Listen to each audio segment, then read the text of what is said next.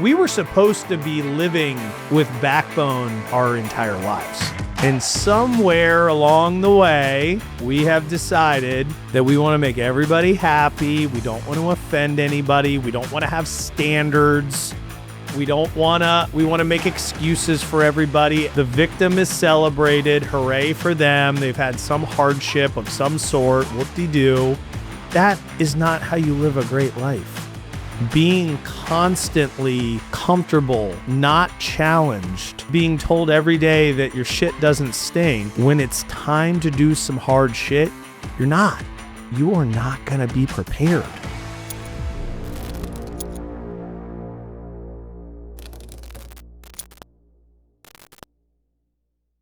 Greg Vetter Podcast here with Maurice. Are we sticking on backbone or are we moving to something else? We can stick to backbone. Well, this will be the last and final part. Okay. Let's categorically wrap this up. I do like this. The consensus obsession. Uh-huh. Where everybody wants everybody to be happy. Yeah. I can talk on We that. all want to agree. We want everybody to agree. And I think part of that non-confrontational. Yeah, non-confrontational, but it's this obsession with like everybody not getting their feelings hurt. Everybody gets a trophy. Colin Powell had a great chapter in his book, It Worked for Me in Life and Leadership, and he was kind of talking about the standards that he kept for his team. And they would have meetings about how they were going to do things, and he wanted people passionate about their positions. Like, you come in, you fight for your position. But then when I make the call, no matter what the call is, that's the fucking call. And we move forward with that call. Right. You're not going to have your feelings hurt. I took in all the information. I listened to all of it. This is what we're doing. And I think he was able to do that because everybody had faith in him as a leader. Yeah. Right? He was a man of character, honor. The people that were working for him knew he was going to make the best decision in his capacity with the information that he had.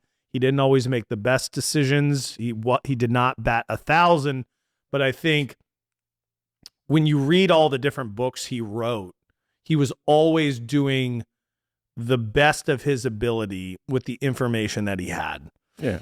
And he was not worried about the consensus obsession. He was not worried about everybody feeling good. He was worried about making the correct decision, which then comes back to the concept of, not really comes back to this concept, but it does remind me of a culture where meritocracy is the main kind of lifeblood of the organization, right? We're going to reward the best ideas, and we're going to have a culture that rewards it. And we're also going to remove the ego side of it, because it doesn't matter. You've heard me say this a million times. I don't care if it's my idea. Yeah. I don't care.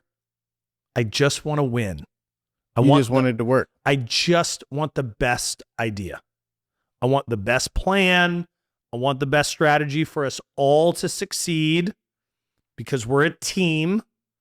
So if it's your idea and we win, hooray. If it's my idea and we win, hooray. I don't care. I want us to win. I want us to be successful. And I think what happens when you try and make everybody happy, there are trade-offs in everything. Right? There is no real consensus. You kind of wind up with a mediocre, if that. Well, you have to. Thing. And the other thing is like, okay, maybe you won that little battle because someone gave you a little breadcrumb to make you feel good. Well, is the team going to lose the war so that we didn't offend you by telling you that your idea or your position is just completely stupid? I don't care. And that's the thing is we have an environment where we need to feel right and we need to feel validated and we need likes, and we need hearts, we need gold stars. And we don't care if that's the right fucking decision. We need momentary Acknowledgement and pleasure of my idea was chosen. Well, you guys lost the game. Who fucking cares? You know that was my idea. You understand? Yeah, you're not gonna say about if you lose. Yeah, I don't know what it they was were thinking. Jim's idea, fucking asshole. Yeah, that one part. But this consensus obsession where we want to make everybody happy all the time instead of just doing what's right. You can't build anything great that way. It's impossible. You and I see the world differently. We are not going to agree 100% on everything. Right. I guess it's good to have people on the team that got many different views. Yeah. And then once they can pitch in. But they got to be tough, though. Yeah, because your view won't probably be picked all the time. Right. Maybe you bat 0. But it's just, And maybe your role is to provide a different perspective altogether. Just so they can think about it. Right. That's my role in my writing group when I go to do these 48-hour film festivals. Uh-huh. And they put me in the writing group. I don't consider myself a strong writer. But in the writing group, I'll just say the dumbest stuff. And they were like, Mo, you know what? That's not a bad idea. Or to just piggyback off of something else that they might go down to, I might get I might say something funny. Say, yeah, let's put that line in there. Right. But the overall idea, they were like, that's funny. And then I'll come out left field. So whatever they talking about, I just throw something totally left field in there just to make them think different. I think that's good. You never know what idea is going to basically create another idea. I also think it's a lack of understanding of your role, not yours specifically, but people, where maybe your role is not to have the best idea, but it's to be a contrarian. Right. Or maybe it's to simply play the devil's advocate or to provide the risk analysis of it, not to come up with the great idea. But there is this like savior complex or this obsession with glory. We're like, I'm going to give them the best idea. And then you wind up dropping the ball. I can attest to that. When I played football one time at Annapolis High, and we were playing Old Mill, and for some reason, the coach left me back to catch a punt. And I already got the butterflies in my stomach. I'm like, Coach, I haven't practiced this.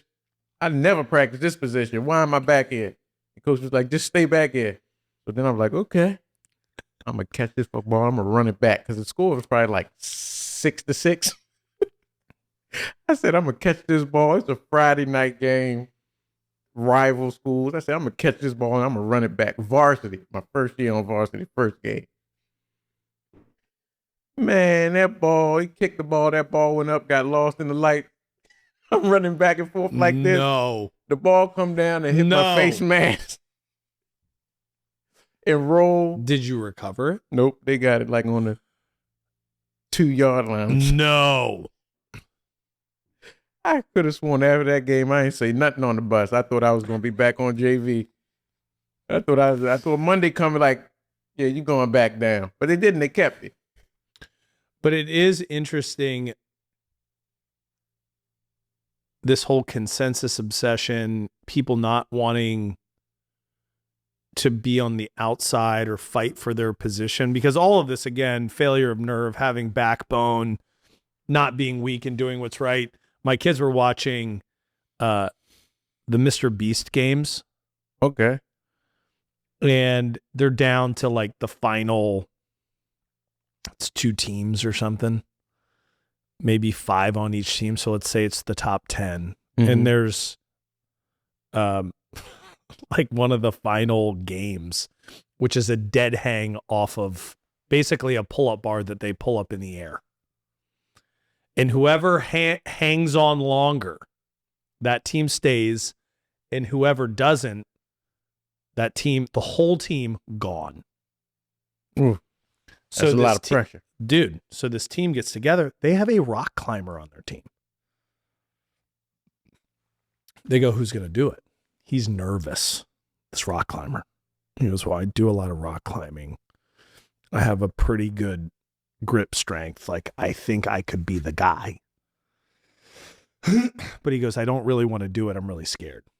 So then this fucking idiot goes, I got it. I'm going to do it. I know I can. I'm lighter than him. Mentally, I'm there. I'm going to do this shit. And everyone's like, well, he's a rock climber. He got to be able to do it at least a little longer than you probably And could. he's like, nah, guys, I got this shit. And so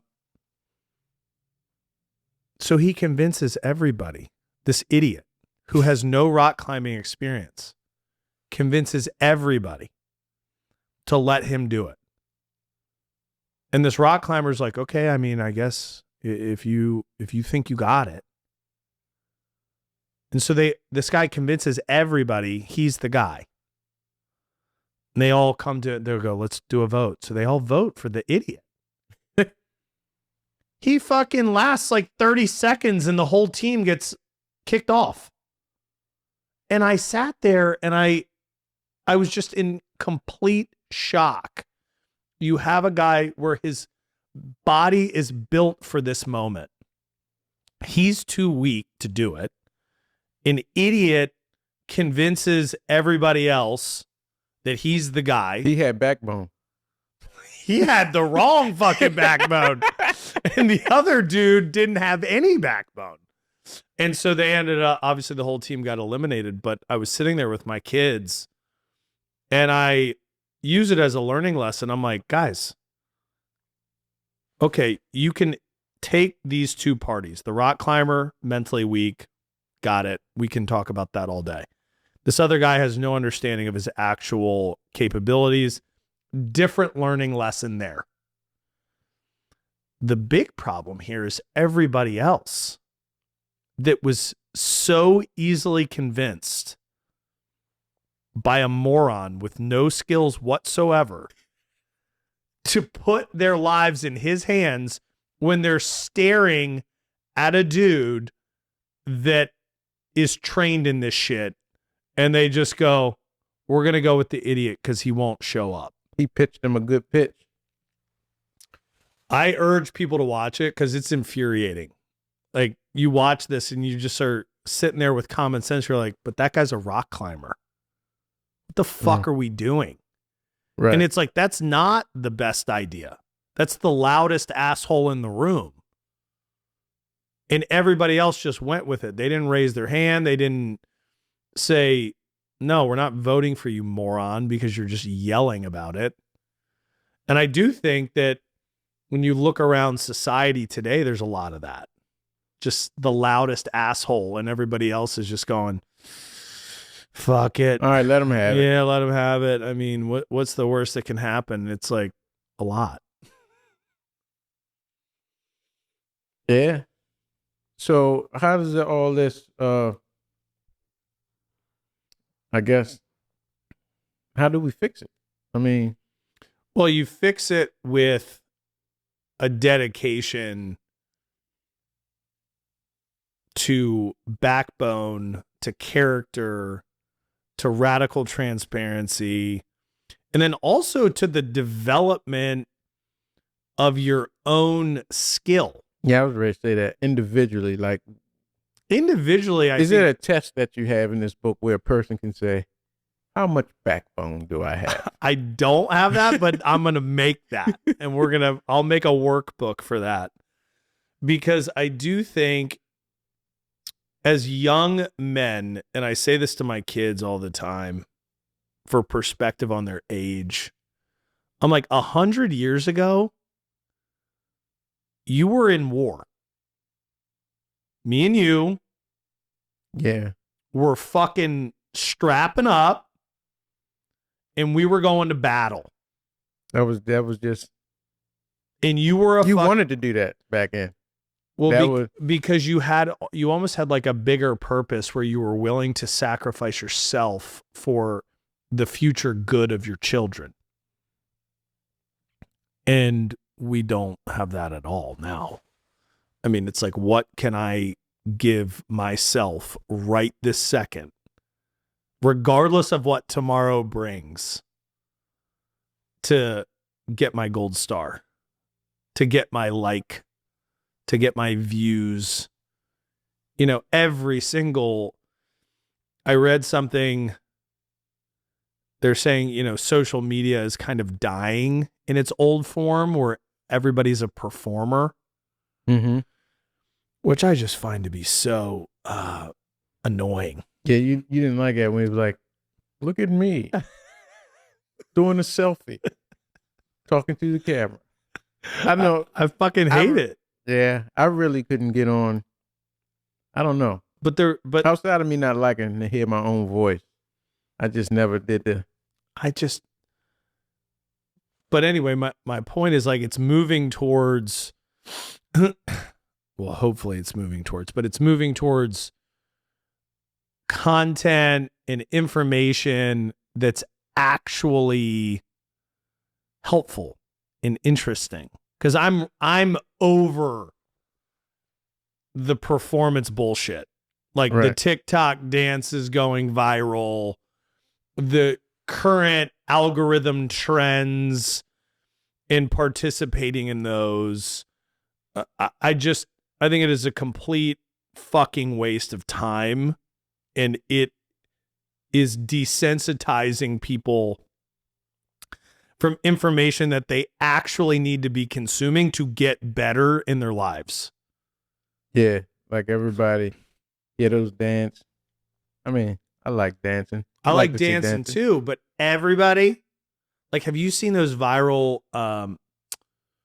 videos of like a camera is set up in, like, I saw this one, it made me sick. This mom is doing some lip syncing thing in her kitchen.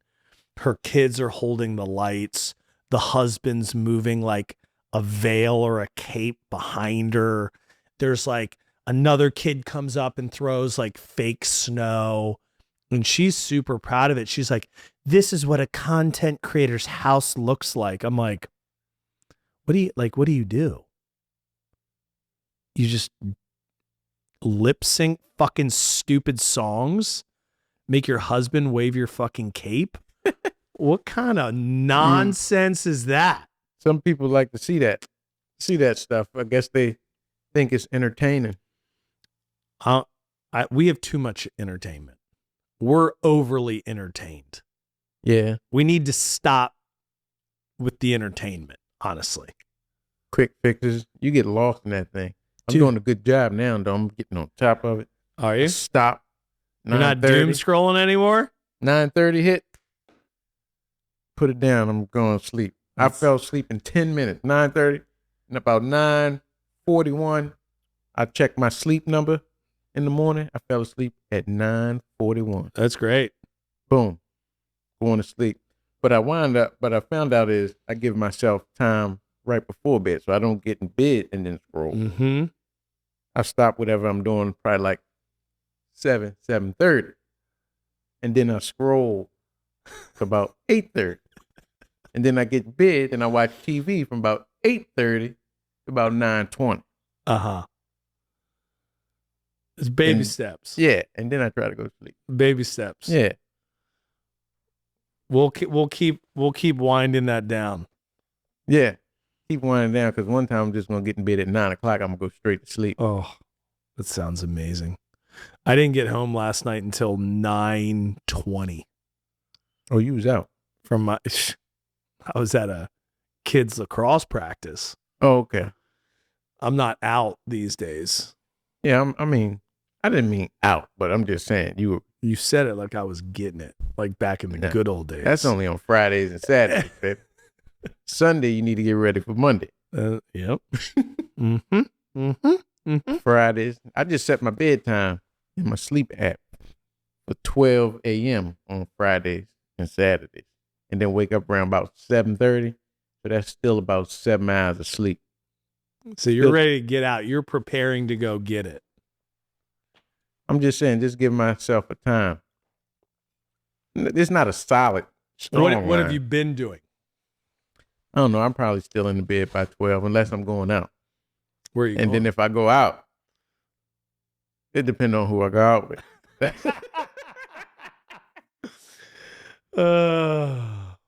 Some of my friends, we like to stay out all night. Yeah. But that's not a every weekend thing. That's like a every blue moon.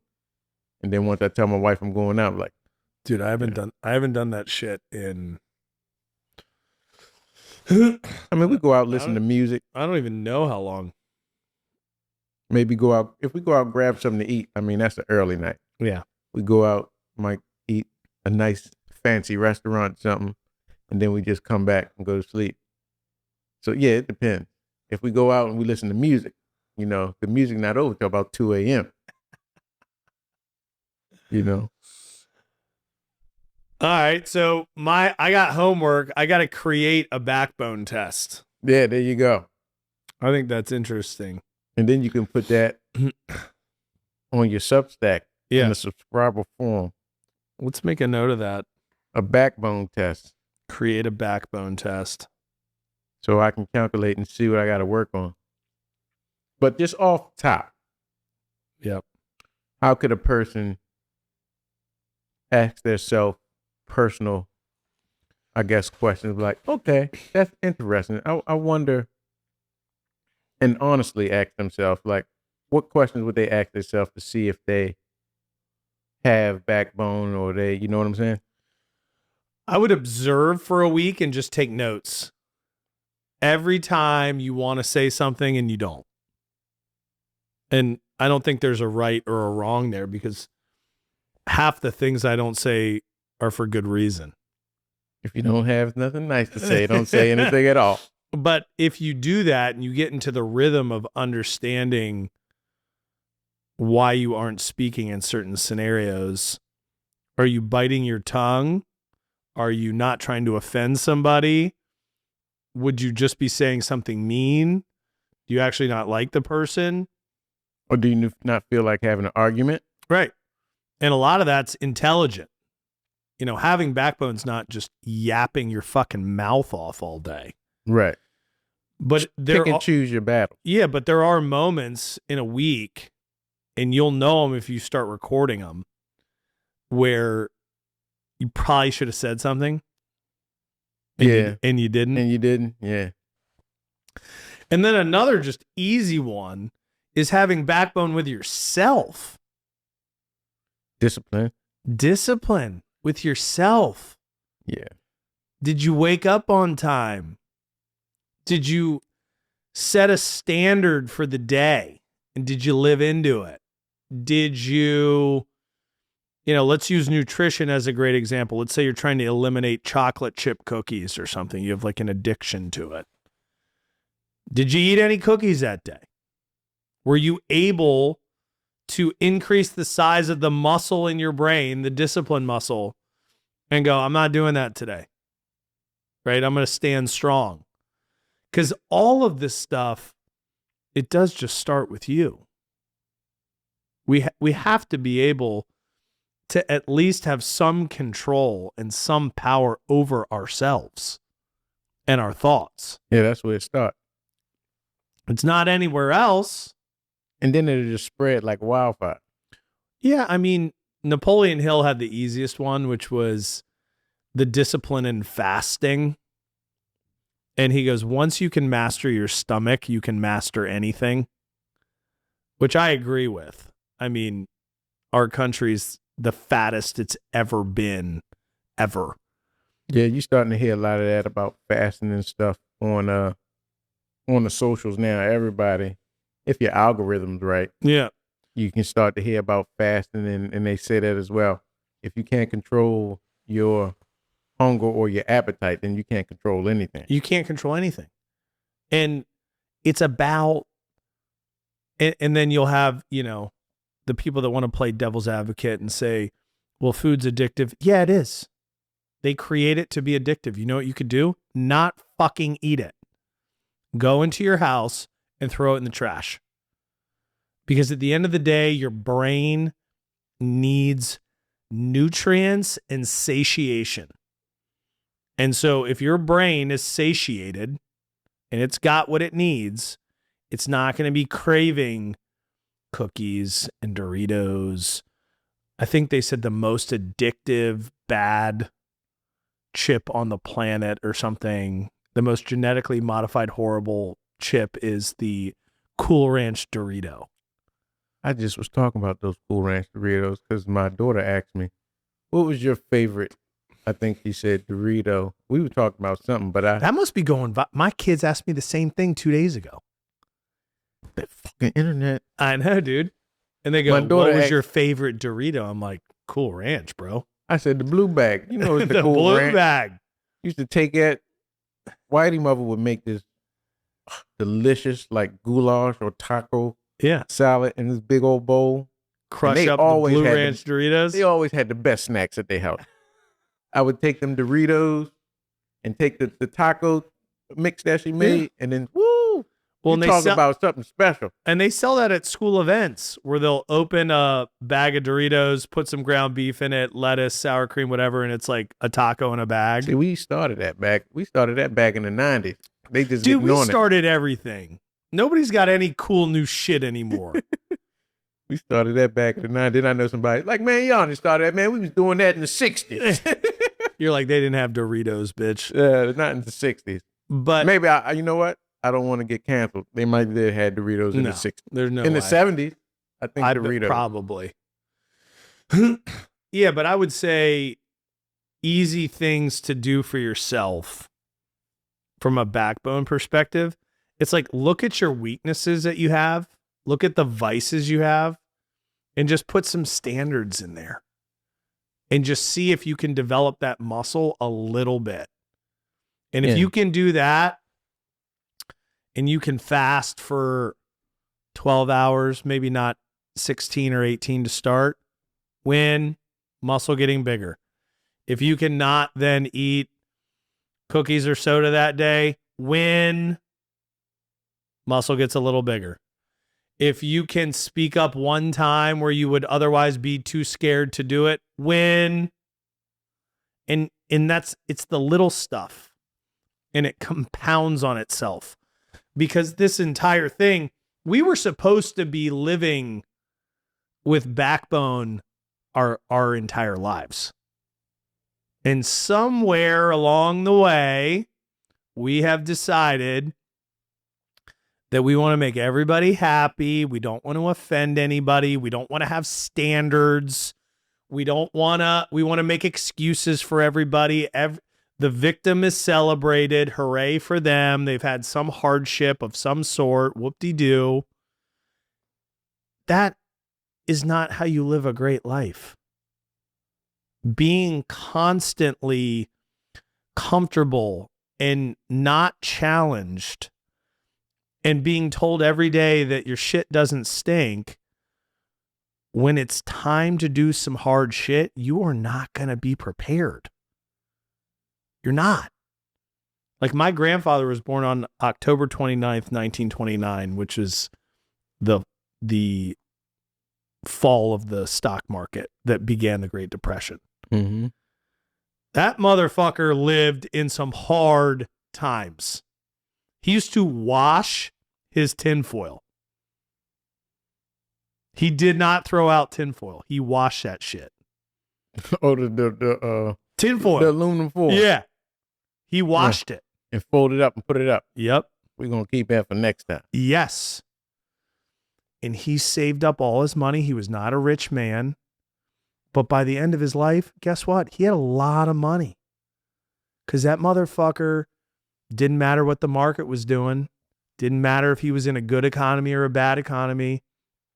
Didn't matter if something bad was happening or good. He was built for tough. Right. So, like, when times are good, great. Hooray. He's still washing his fucking tinfoil.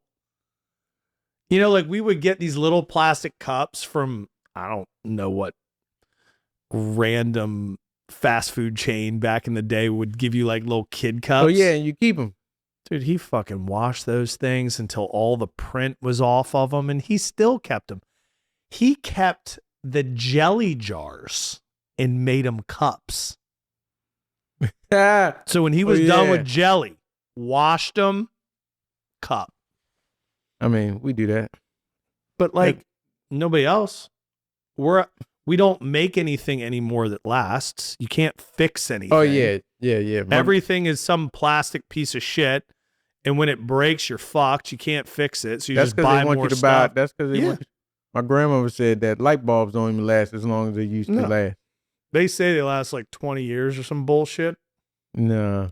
They're out. They wouldn't be right making now. no money if light bulbs lasting 20 years. That's why they don't cure disease. There's no money in healthy, independent, smart people. There's no money in fixing the problem. There's not.